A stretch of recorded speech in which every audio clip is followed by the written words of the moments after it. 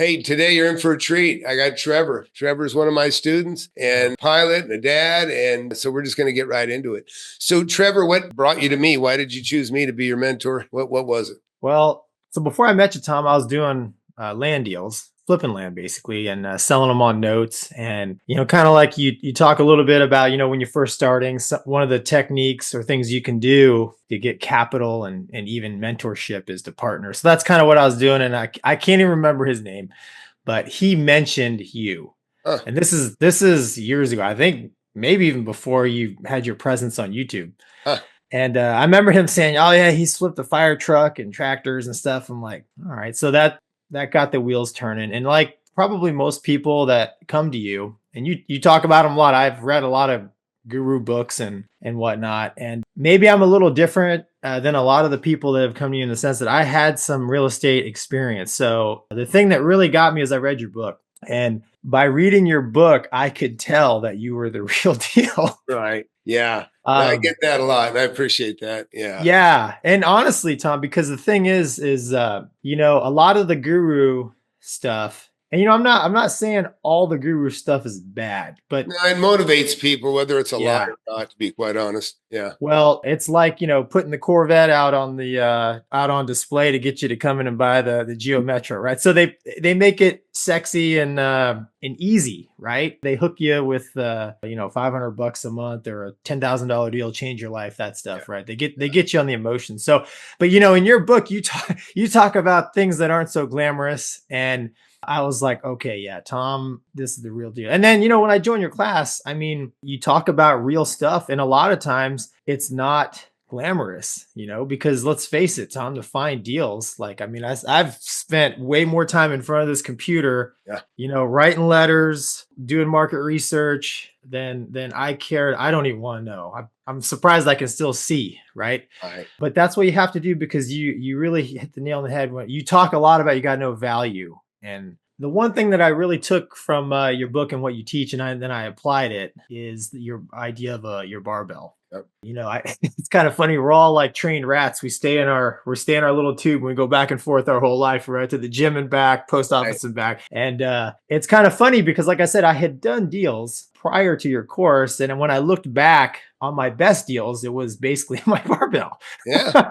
And No, I'm like, well, it makes sense, right? Because when I'm buying, I can talk smartly about buying it because I know the area, I know the market. And when I'm selling, I can sell it better because, first question is, hey, tell me about the property. Well, I've actually been there, right? And I can tell you about the Dollar General they're putting in 2 blocks away. Whereas I've done deals, land deals primarily all over America. right. And there's some I've had to fake it a little bit. It's Yeah, like, well, of course. I've flown over Nevada once, Yeah. and it was Yeah. pretty Yeah. nice. Yeah. You're in the airspace. You weren't necessarily Yeah. living there. Yeah. It makes for a tough sale. Or many people come in that were buying stuff. They just weren't making as much money as they could, or they wanted to Yeah. go from land to, rentals, or they wanted to go from a rental portfolio of homes to commercial, industrial, office buildings. And many of the students are doing that. I know that you got a trailer park somewhere along the line here, didn't you? Yeah, I got three smaller trailer parks, but the one that I have here locally was Yeah. because I was like, okay, I need to start because I'm originally from Ohio and I live in Florida, so my barbell is like, well, that's a heck of a Yeah. heck of a barbell, right? But Yeah. I know my little hometown of 4,000 people in Ohio really well, and I have two small little commercial properties in that town, and we go there for vacation with my parents and stuff, so I consider that one of my barbells. That's the Yeah. small, Yeah. Yeah. but So yeah. those people that are watching, a barbell, what I describe as a barbell is buying up properties around the places that you frequent most. And usually that's your home, all around your home, and all around your office or place of work. But it also can be in another state. It can be another country. If you visit there and you're familiar with that area. In his case, Trevor's talking about his parents. I did the same thing. And so it can look multiple, but what'll happen in a local barbell in a town is you're buying up at home, you're buying at your office, and then you'll find yourself, it'll cluster around those areas because that's where you're most familiar with and you are most likely to find something. And then you'll end up buying in between, which usually ends up being major thoroughfares and again, will be Right.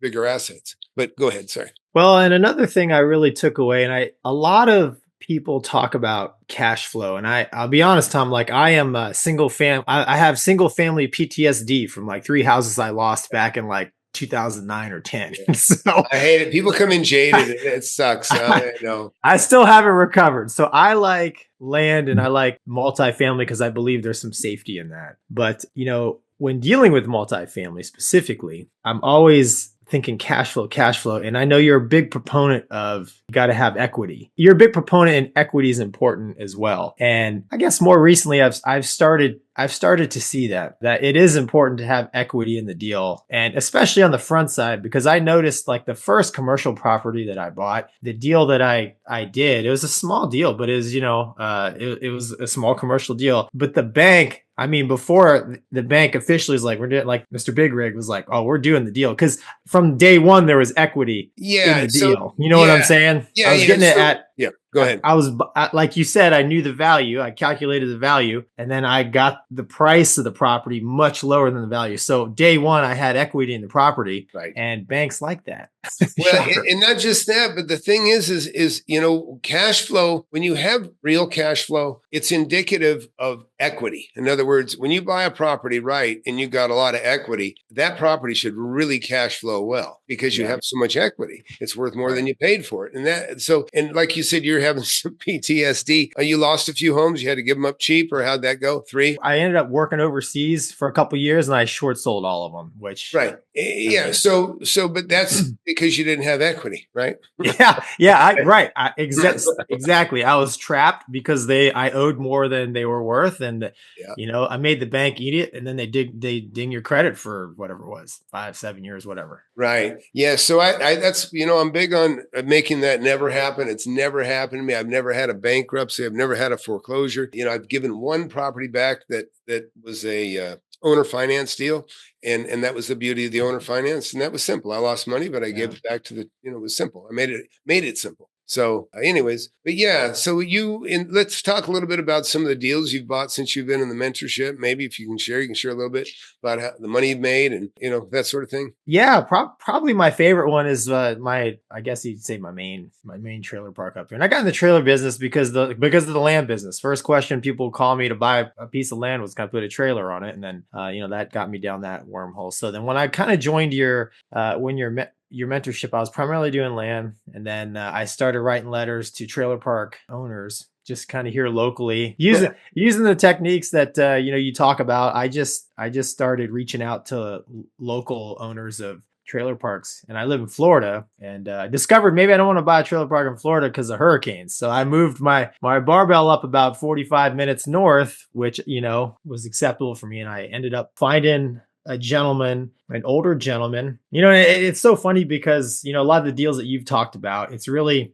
you make it a deal, right? It's not that it was on the market. This wasn't even on the market. Right? Yeah, you learn the letter.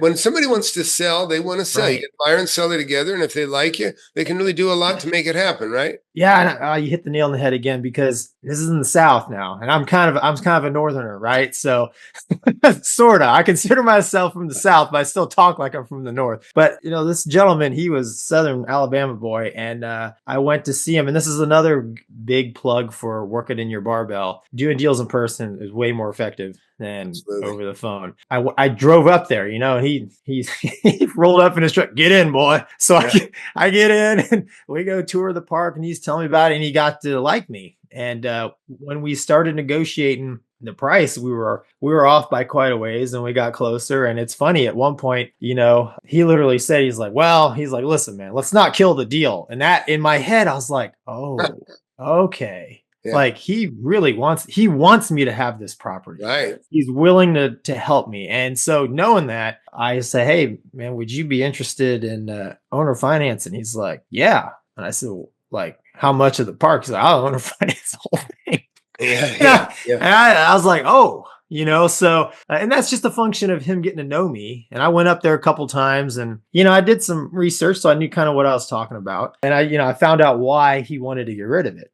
He's older. He's just tired. Yeah. Right? You get tired, man. I'm on my way. Yeah. Yeah. And, because of that, we had it was one of those things where, everybody kind of wins. Like he got what he wanted. I got what I wanted. Absolutely. And it's been a good park. And pretty sure you've mentioned it yourself, but I've heard it mentioned many times with people who've done a lot of businesses. I've made some good friends out of it. Absolutely. because of good business. That's probably the best kind of friends you can make. I mean, the park manager that I have managing it for me, I mean, he's like one of my trusted friends, and we hang out and stuff. And I generally don't have to worry a whole lot about what's going on in my Yeah. park, because Yeah. he gives it to me straight, and we handle it. So, and where you really helped me was just being able to shoot you a text, like, because at that point I considered myself, not totally new, but I mean, I'm sure even like you, Tom, like if you were going to do $1 billion deal, maybe you haven't done Sure. one of those I yet, you'd be haven't. a little nervous. You'd be a Yeah, little I haven't. nervous. Yeah, I know. There's some things I haven't seen, and Yeah. and that's this is the number one reason why the student success is so high in my class is that I don't have somebody else selling my course over promising and then being fake and under delivering. So and I remember our calls and I remember our Yeah. texts and Second set of eyeballs, man. It helps. Like, yes, yeah. I mean, and sometimes, like guys like Trevor here who've been around a while, he's a little bit unsure of maybe just what he's doing because it's a little bit new to him. But sometimes all he has to hear is, "Hey, you're doing it right. You're doing it right." He needs to be reassured that he's doing the right thing. Or sometimes he might hear, "Wait a minute, did you check this?" And then you find something else. But the bottom line is, and so I'm glad you said that because I've always been available to you, right? Anytime you get reached out, 100%. I mean, you even told me like a short text, like, that deal's no good. I mean, those were your exact words, but it's like, oh, okay. Because a lot of times I still do this. I still do this today. Is like I try, like I go down this wormhole of, I'm gonna try to make this deal work. It's like, no, if it doesn't work, it doesn't work, right? So, and it is nice to have somebody you can reach out to, because I think a lot of real estate investors are like me in the sense that they got family and they got all kinds of stuff going on. They got a little bit of time and they're basically working alone, which you don't want to be. You don't want to be alone. If you can surround yourself with good people that are trustworthy and that really helps. And I don't even have to send you a whole lot of info on a deal, but on your experience, your gut instinct to me is worth something. And usually you tell me why. yeah. And I can investigate it and be like, and think about that. Right. So that's, to me, Tom, that was the major difference, because I've done a couple of these guru courses in the past myself. I've paid, thousands of dollars. And, truth be told, I have gotten stuff out of them, but it wasn't nearly. I remember one I did for land specifically. I forget. I paid like $9,000 a year for 1 year, and I got like one Zoom call and like I got like two like 1 hour face to faces. It's like, bring your questions. The first one, I'm like, I don't even know, what do I ask? Yeah. Oh yeah. No, that's why I say that mentorship is this. It's talking. It's being in touch, and it makes a world of difference. And like you saw people become millionaires in the class, right? Yeah. Yeah. So I mean, I'm obviously I'd argue even you are not where you want to be, right? That's why we keep going. But well, I'm where I want to be, but I'm enjoying what I'm doing. I really am. Yeah. I mean, that's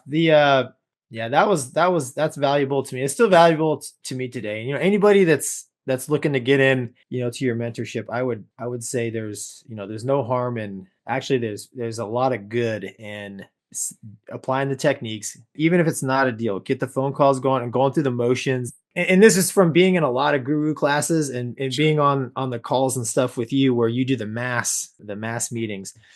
And I think analysis paralysis is a really big thing in the whole real estate investor space. So anybody just starting out, just take the calls, run the numbers on the deal, and even reach out to you on the things you have questions about, because you're never going to train your eye and you're never going to get that experience. Because I mean, Tom, you have done a lot of successful deals, but the list is much longer for the ones that you looked at and passed on. Sure. No, yeah, you pass a lot. You know what I'm saying? Yeah. But that's the difference between you and I and people that don't understand how you do it. You got to be persistent, but you got to move on. You don't just kick the tires of something forever and hope that it's going to happen. You keep looking, always looking. And it's always a wonderful position to be in when you find something that's a pretty darn good deal you want to buy. And then something trumps that, even makes it something even better. And you go, you know what? That pales in comparison to what just came up. And what you're saying is basically you come away with good fundamentals from the class, and you've already got, you've already had some skills when you came in. And that's what's really cool is somebody like you that already has some skills. You get in, you get a little more, you get some questions answered that you didn't know. But you've got your own personality and your set of communication skills that work for you. And you just be yourself, right? Just be yourself. Yeah, that's the other thing. Like you're genuine. Like I can't emphasize enough. Like it's all I can't even bring it a good. But it's all the little things that you'll say where I'm like, oh yeah, he's been there. You know what I'm saying? Yeah, like because if you watch, I've read Grant Cardone's book, all the Rich Dad books, all that stuff. I've read it, and even the before Gurus or Gurus, Think and Grow, all that stuff, and it's all great. But it's nice to hear somebody who's teaching people talk about things. Yeah, it's not theory. It's not right, theory. right. Yeah, and it makes a difference. It really is. And I know exactly. Number one comments I get, or compliments I'll say too, is everything in my book is actionable. Actionable. I'm a businessman. I don't talk fluff. I'm not. I'm not. It's not. It's just do this, and that's why I really, when I'm talking to anybody about real estate, there is no con or sales. It's like, you want to make it happen or what? And once you get in, it's like, okay, do this. These are your fundamentals. And there's, it's impossible to write a book to cover every nuance and problem that can come up because it'd be too boring to read. And a lot of you won't believe until you start to encounter something. And then it's like, hey, this is a moment for the mentorship meeting or a text or a call. And it's like, oh yeah, don't worry about that. Or you know what I mean? I understand exactly what you're talking about. And it is hard to articulate it. It really kind of is. But bottom line is it's those little, there's all these little things that you'll encounter. And like you say, Trevor, you pick it up after the fact or not, that's what he's talking about, or you know what I mean? And, like one of the revelations I think you had, like a lot of people, is that, like I say, when you get a buyer and seller together, buyer wants to sell. And like I say, your perfect example was the story you just told, and a lot of people, that's like, really, this is news. You know what I mean? Yeah, it's you can't judge a book by its cover, and you just don't know until you make the call. I mean, I've gotten told to pack sand pretty hard on some Sure. on some offers I've made, but that kind of comes with the territory, and not on the scale that you're doing it. But I've had people reach out to me, for some help, and I just tell them, look, man, it's just the numbers. You just run the numbers to figure out the value. If it's commercial property, or if you're doing traditional residential real estate, you got to know the market value and like you talk about in your book. And you can't wish it. You can't change it by wishing it. You get somebody that's not telling you what you want to hear. You say, well, look, this is what I'm willing to do. And if that doesn't work, adios. And because otherwise you're kicking a dead horse, but as long as you're kind and, and decent person, they'll call you back. And so. Yeah, no, 100%. I mean, you don't have to be mean. You don't, when I get told to pound sand, I don't return the compliment. I just, it's sorry, man. It's just and then it's always funny because there was a couple properties. There was one specifically here, a little trailer park locally. I made an offer on, and they're like, oh, no way. And I'm kind of kicking myself because I didn't reattack it several months later, and then like a year later, it sold, and I looked at the price it sold at. It was the price I offered. We all have it. I even got sidelined with, we all have lives, right? Personal lives. Yeah. I had a property I had made an offer for 2.7 million on. This is less than 6 months ago. And I was pushing on it, but I was vacillating between taking care of, I had a daughter getting married on the property and stuff. And son of a bitch, they taking highest and best offers, and they got a couple clowns in there that, anyways. So they kind of left me out, and I didn't engage myself. I take responsibility for it. And so when I went back to that agent and I said, what's that? He goes, oh, well, it's sold. I said, how much? Because he's supposed to keep me in the loop. And he's like, well, it was 2.9. And I'm, oh, that's more than I go, but wait a minute. I go, what was the allowance? Because we were making an allowance.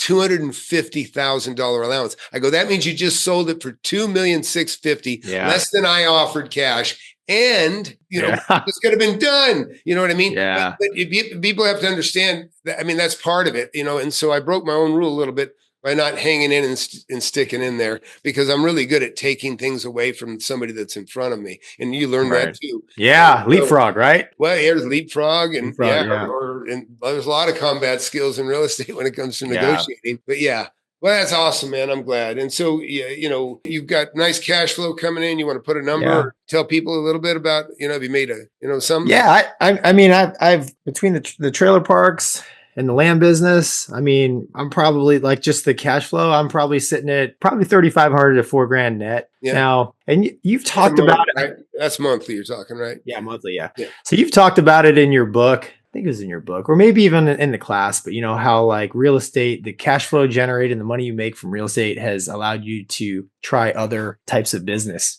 And Absolutely. I've done the same thing as well. So, you know, I kind of like have a YouTube channel and stuff that I make some money on. And I've wrote kids books on Amazon Wow. and stuff. And it's crazy because I've used the real estate money to help launch that stuff. And Absolutely. and I think, like you said, you keep kind of going back to real estate because that's where you make your big money. I'm not there yet. I'm still searching for, my next. I really like trailer parks. I'm still looking for my next trailer park. I like doing land deals as well, and I've been looking for those. But it's been a great journey, and like you said, there's definitely freedom in having cash flow outside of your 9 to 5, and then also Yeah, go ahead. you talk about equity, but I have 3 commercial properties, all trailer parks, and they all make money, and in by the time I get to be an older person than I already am, I mean, those things will be free and clear, and it'll be even more cash flow. I can raise the rents with inflation, which is great. And so Social Security is going to be there or not, who knows? Yep. I like that bit of a safety net. Or by then I could sell them if I want. If I just want to be done with them and roll it into a bigger property. So I like the options that real estate has given me for the future, because I know a lot of people stress about that. I'm not sure how I'd feel if I was just hanging on to just a 401k to get me, Oh yeah. like I don't even really know what a 401k is. yeah. And I don't, it's funny, I still fly airplanes a little bit part-time, and the guys all give me a hard time. They're like, you don't put any money in your 401k. I'm like, no, dude, I think I can do better. Like I'm that arrogant, right? It's like, I think I could do better. So I take that money and I put it into the stuff that I know, which is trailers and land. And so far it's doing fine, just fine, Right. So people like to call it mailbox money, rent's coming in. And but when you got that mailbox money, once in a while, if you want to, you can kind of do a little risk, buy Bitcoin or something like that. And people do, and they lose money. I've invested, I've lost money in apps. I've had some creative ideas and done some stuff, try to save the world. Big loss. Yeah. You know what I mean? And but again, I'm playing with mailbox money. You know what I mean? Not a big deal. It's not going to change my life or hurt me at all. Well, the other thing is, I've got really young kids, and a little bit of passive income from real estate. I'm lucky enough in the flying business. I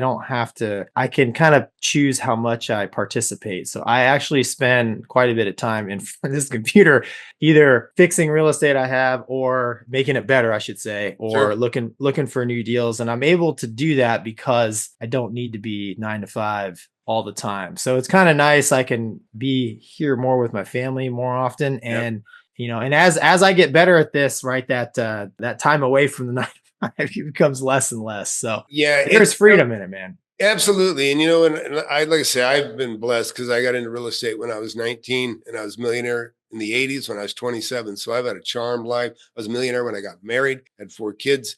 I'd pull up to a property and my wife would say, well, why are we stopping here? So we own this. Oh, this is my business. She's stay-at-home mom. Now she's stay-at-home grandma. And, it's a cool thing. And what I was going to say is for you actually, because you're making me think that you should consider some of the assets you have, and you already kind of said it, trading up, because that's a real thing. You know what I mean? And there's a couple of things I want to say just on the remarks that having that extra money coming in that you've made gives you confidence to, stretch and do other things. And when you see other students in the class that are doing something that you can identify with, hey, that kind of looks like I could do that here too. So you get the benefit of their experience to extrapolate and do what you want to do. But what I was going to say is you can take what you were saying about having that money is Shane in the class. Somebody came in, he made about 200 grand in 7 months. And he wrote me a heartfelt letter. And he says, Tom, he goes, my dad passed. And he goes, the farm that I was raised on, his new wife took it all. And half of that was supposed to come to us. If I hadn't made the money that I made in the mentorship,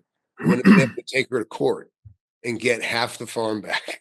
Oh, wow. So those benefits are huge, having that. Well, and, I'll tell you another thing, coincidentally, just 2 weeks ago, one of our students, he's already made over $1 million. And he's about to make 2 million. It looks like on another deal he's doing right now. Really, really young guy like you, a little younger than you actually. And anyways, he got the letter from Elon Musk saying, "What did you do? What are the 5 things you did?" 5 things. Accomplished in the last week. And I was laughing. I said, because he just got a deal. He's going to make $2 million on probably. And I go, well, that's funny. I said, because just put nothing. I said, no, I said, you don't got to worry. I said, Yeah. if you get booted, he said, yeah, he goes, my family, that's what he said. And I got it on video. He goes, my family on text, actually, he goes, my family is secure. And yeah. Yeah. And that's what, a lot of my friends at the time were like, oh, well, but you have other stuff going on. I'm like, well, you can too. Like, so it just takes, I mean, as you know, it's not for everybody, but if you are interested in it, it's probably, I think you said it, Tom, and a lot of people have said it. It is probably the most traveled path to long-term wealth in recent American history, I guess. Real estate, or even a lot of the older books I've read. It's there, right? So it's the fastest way to wealth, and it's never changed. And believe me, there were fake gurus even when in the 80s. What the difference is, they showed up at town halls and they would do. Right. You know what I mean? That's how it was. And peddling the books in the back of the course. And then there was infomercials. And right. But yeah, and I'd like to run this whole interview if you don't care. I don't care, Tom. Like Okay, well, we'll run it. I really don't care, man. You can put whatever you want on there. Yeah, that's cool. And I would just tell people, this is, it's a wonderful thing. I mean, it's the fastest education to make the most amount of money you could ever make. No job will ever pay you as much as being an investor. I mean, as long as you're a good investor and you follow the fundamentals. Being a millionaire is not hard to get to, Well, the other thing that a lot of people don't realize is, especially the commercial stuff, is the big tax breaks you get. Yeah, I mean, absolutely. I went to my local real estate club here a while back, and I met a guy that does accelerated depreciation. Yeah, accelerated depreciation. You can offset some. Yeah. That was huge for me. Like, and I paid, it costs money to do it, but I mean, you get it back and then some. That came up in the class yesterday because one guy, he just sold the property. He's got $1 million gain, buying another building. And then he's selling another building with a $500,000 gain. And, because I push reverse 1031s, I like to find the asset I'm going to buy if I can first. But somebody had said, well, what are you going to do if you can't find something to roll that money? He goes, well, I can just do accelerated depreciation on the property I just bought and wipe the loss. So yeah, there's a lot of great stuff, and that's and it's cool. And it really is cool. There's so many options. And it's just, all that stuff, all the things we're talking about is just because, you and I you've done a lot more than me, been much more successful, but we've both done. I'm old, man. You're going to surpass me at some point. But we've both done the deal. So we're able to, bounce these things off one another. And that's what you don't get at the other guru. Cause really, like the way you run your calls and stuff, it is conversational. And yes, a lot of times you're the only one talking because you're the smartest guy in the room. but it is conversational because people ask questions, people Absolutely. Who have done deals, and then people who haven't get to sit and listen. They're like, what the hell is accelerated depreciation? And they learn about it, and you don't get that much in other programs that I have participated in. It's very much, you just sit there and you take notes. Then when everything's over, you're supposed to, pick up your pen or the phone or whatever and do what you're supposed to do. No, the interaction is where all the learning comes from, because like I say, and I, always say, anybody got a question? I solicit questions because some people are shyer than others, but those questions bring about experiences that would never have come out otherwise. And I've learned even from my students have brought stuff to the table. Like Eric, he did something I've never done. He's going to make $1 million on this property, but he got it zero down. He told me, he goes, I got 140,000. I go, that's fantastic. Hey, what'd you put down? He goes, zero. I go, no, I see, you're kidding me. And I go, what's the interest rate? He goes, 0. Nothing down, 0. Just started $1,000 a month payments. That's it. Beautiful. It's unbelievable. I mean, and so again, but the likelihood and probabilities of that happening are very slim, but it can happen. But that's the difference. I mean, I could legitimately go out there and advertise, say, buy properties, 0 down, 0 interest, because one of my students have done it, but it would be misleading. It's not that common. Well, it's funny you say that, but for sure that he didn't find that deal on Zillow, you know. I guarantee he didn't find Yeah, that no, deal. I know, no, Like nobody he, advertised that. No, he made it happen. yeah, he made it happen. And that's what I'm getting at is like you're a big advocate of making it happen. And all the taglines, no money down, real. I've done that. I've done all the owner financing. I have bought properties and sold them before the money left my account to Absolutely. buy it. Like I've done the double close, the simo close. Like it's all real. Yeah. But they all have their nuances, and the kind of the environment that you have on your calls. A lot of those stories come out. And being an military aviation guy specifically, we had a saying is you're not going to live long enough to make all the mistakes. So in aviation, we openly talk about all of our buffoonery and the things that we have screwed up, hoping that your buddy is not going to make the same dumb mistake that almost killed you. Right. And there's a lot of learning in that, because it is, you've been doing this for 40 plus years, but you haven't made all the mistakes, and you'd like to know beforehand, right? So you cannot make those mistakes. So there's value in your case. Yeah. Yeah, there's value in the way you run your calls, and that you do promote the conversational type format in your calls, and you do have really successful students, like you said, that talk about their deals. Or I like it when they talk about a deal they're working on. Absolutely. That's the best kind, because we kind of all feel the excitement of, hey, get it signed, get it signed. And then they get it signed. Okay, now we got little hurdles. Oh, we got it, and then get the money, get it closed, and then but people who haven't done a deal yet, or who have just done a few, you get to kind of you get to see the process, the thought process, the things that you're thinking about, because let's I remember my first deal. It's like somebody answered my letter, it's like, oh crap, what do I do? Right. So and in fact, you've even done a couple of live calls with all of us on there. I've been on a couple. My favorite one was I think somebody passed away, having an estate sale, and you're like, hey, I'm gonna go here. You had the call, you're talking to the guy, and it's just, to me, I walked in with the phone. Yeah, you walked in with the phone. You're like, hey, listen, I have the money to buy this place. Here it is. And you don't get that anywhere else, Tom. Yeah. Oh, that's cool. That's fun. That's good stuff, man. Because it's like, okay, hey, not everybody is. It's not all glamour, and you do, how you conduct yourself is important, right? So, oh yeah. And you get to see that firsthand. So it's good. Well, what's neat is because what the thing you're talking about is probably 20 or maybe 50 mentorship meetings ago, or 100 mentorship meetings ago. It's been a while, yeah. Yeah, because there's 50. There's 50 a year, pretty much the way it's been.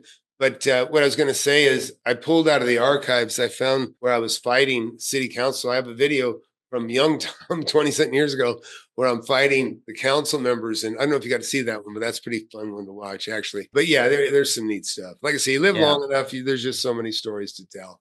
But and you're creating your own. You already got them. Like I say, not everybody's done a double close, a simultaneous close, and have it sold before they buy it. Yeah, that happens too. So yeah, but it's nice to have somebody to, it's not like I just, some of those deals I just did it on pure faith, like it's supposed to work. But it's nice to be able to, like I've asked you questions about septic tanks and stuff, because I don't have a lot of experience with that, right? Sure. So and the other thing I like is, like, if you're not sure, you tell me, right? I mean, if I don't know, right, exactly. So there's nothing worse than somebody's supposed to know faking it because they don't know, kind of thing. Yeah. So I mean, that's the worst thing that happens when people sign up with like a fake guru, and then they got some kid paid $15 an hour, and he thinks he's got to fake everything, and he's saying, yeah, go for it, or you know what I mean? And then so the only thing worse than getting taken for 10 grand for a stupid course is taking the advice from somebody that doesn't know what they're doing, and you don't know that they don't know what they're doing.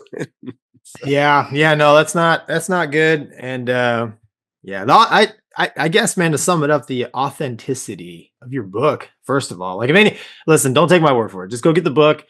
And if you've bought a house, even, like, just read the book, and, you can see that it's different than a lot of the other books that you've read. If you've read other real estate investment books, which I'm a fan of, you should read all those books, man, because I got that perspective by reading all of them. Right. Sure, I read a bunch of bullshit too. Yeah. I mean, not that they're all Yeah. bullshit. There's some good Yeah. stuff, and even Carlton Sheets, who goes way back. He had, I used some of his forms were decent contracts in there. But so I would, I agree. And one time I asked Ben Mala, we were talking, and I asked him, I said, well, tell me, doesn't it irritate the shit out of you, these fake gurus? So I'm obviously irritated by it. And he says, oh, yeah, I know. And I said, he said, well, at least it motivates people. So he goes, even though it's fake, it's motivating. And you kind of alluded to the same thing. Yeah. And it's true. Sometimes, say, oh, it's so easy, nothing down. And they show you these things that are highly improbable and make them like it happens every day. It gets you in the door and you start looking.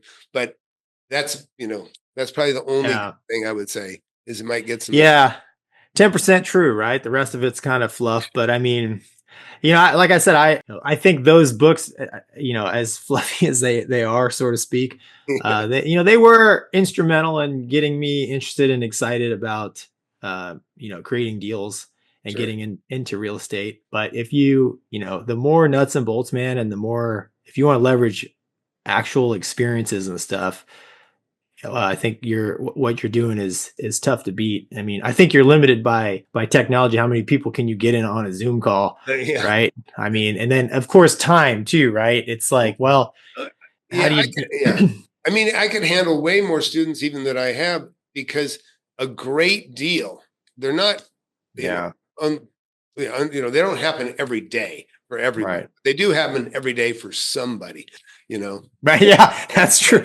Yeah. Someone's got to buy it, right? Eventually it's gonna sell it at value. So yeah, I agree with that, man. It's if I had to say anything, man, it's just the authenticity of what you have to offer. You're not I haven't seen it anywhere else. And I like the fact that, like you said, you have flipped a fire truck. It's like, like all of these little offshoots, because you can apply a lot of the stuff you learn just the fundamentals. Yeah. I mean, in that case, I had a fire truck that I could buy for 10 grand that was worth 30.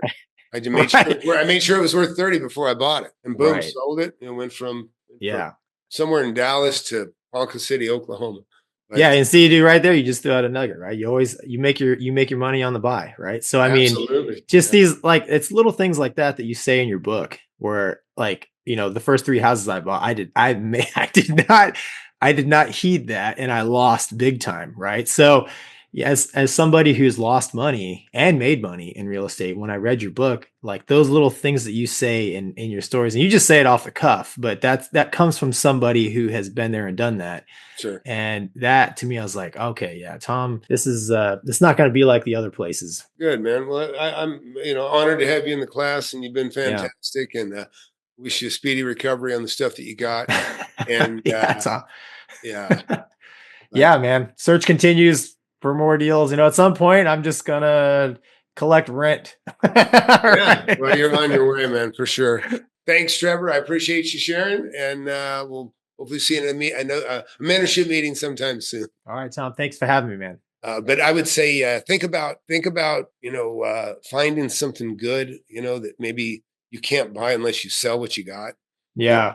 Or you can't, and think about something like that, because it'll make a big stride in your portfolio.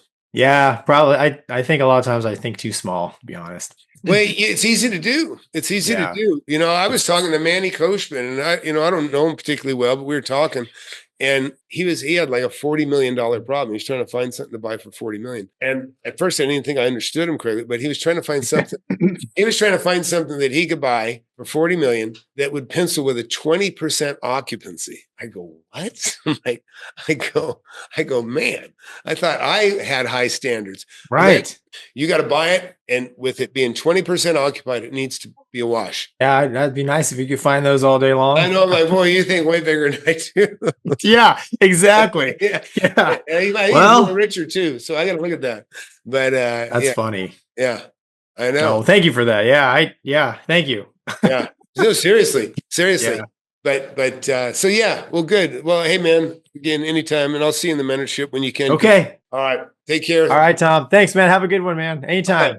All right, thanks. See you later. See you, man. Bye. Bye.